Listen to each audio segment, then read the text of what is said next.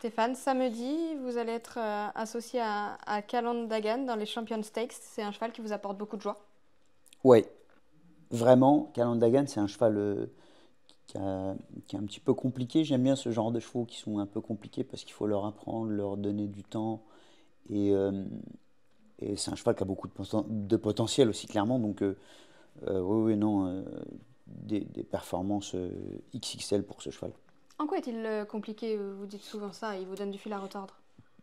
Maintenant, ça va beaucoup mieux, mais c'est un cheval qui avait tendance à... bah, il avait un peu de mal à rentrer dans les boîtes, il était un peu inquiet, anxieux, et puis dans le parcours, il était aussi capable d'être assez allant d'un seul coup. Donc on l'avait très relax, et puis d'un coup, il s'énervait, il se braquait, et il m'emmenait où est-ce qu'il voulait. En même temps, je ne pouvais plus l'arrêter, donc il a fallu qu'on lui donne du temps, des courses plutôt tranquilles, sages, et puis ça paie, voilà. Donc tout ça, c'est le travail du matin aussi, et l'après-midi, des courses qui sont assez faciles pour lui, voilà, jusqu'à décrocher le Graal. Ça, c'est vraiment des sensations et des moments privilégiés avec les animaux, voilà. Le Graal, il l'a touché de près en dernier lieu où il a été battu par City of Troy. Il n'y a pas à rougir d'être battu par City of Troy déjà. Non, il n'y a pas à rougir d'être battu par City of Troy.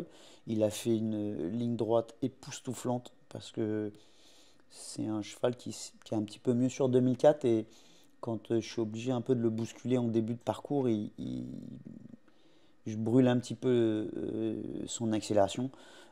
Voilà, là on est battu par le meilleur cheval du monde actuellement, donc il n'y a pas à rougir. C'est un cheval splendide, il est capable d'accélérer fort. Voilà, j'ai hâte d'être à samedi parce que voilà, c'est un super cheval, il a très bien travaillé, il est en pleine forme. Voilà, j'espère que tout va bien se passer. C'était vous dessus le matin? Oui, il a très bien travaillé. Ok. Voilà, pas besoin de faire grand-chose, mais parce qu'ils sont prêts depuis longtemps, mais non, non, il est très très bien.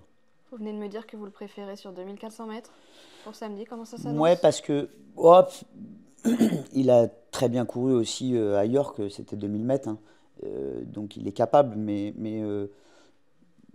je dirais que sur 2004, j'aime bien le laisser un peu plus s'endormir. Voilà, comme ça, j'utilise vraiment c'est son dernier rush. Il mérite sa victoire de groupe 1. Ah oui, sans hésitation. Ah, il mérite vraiment.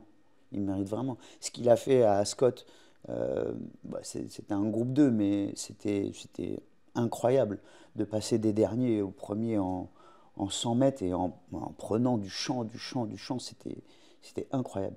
Vraiment.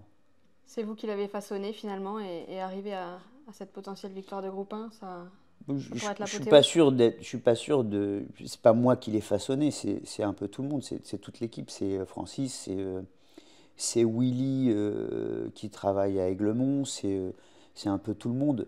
Je pense que tout le monde a ajouté une pierre à l'édifice et c'est archi important. C'est la victoire de toute l'équipe, comme à chaque fois en fait. Il vous tarde d'être à samedi? Ah ouais, vraiment. J'ai déjà hâte de voir les numéros de corde, savoir quel cheval je vais devoir suivre, s'il faut que j'aille plutôt de ce côté-là, plutôt que de ce côté-là. Enfin, voilà. Je sais que ça va être très lourd et ils ont potentiellement mis la piste à l'intérieur.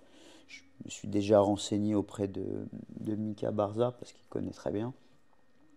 La piste intérieure, ça tourne un petit peu plus, donc il aura un peu moins de temps pour s'équilibrer. Mais puisqu'il est meilleur que les autres, ça devrait bien se passer.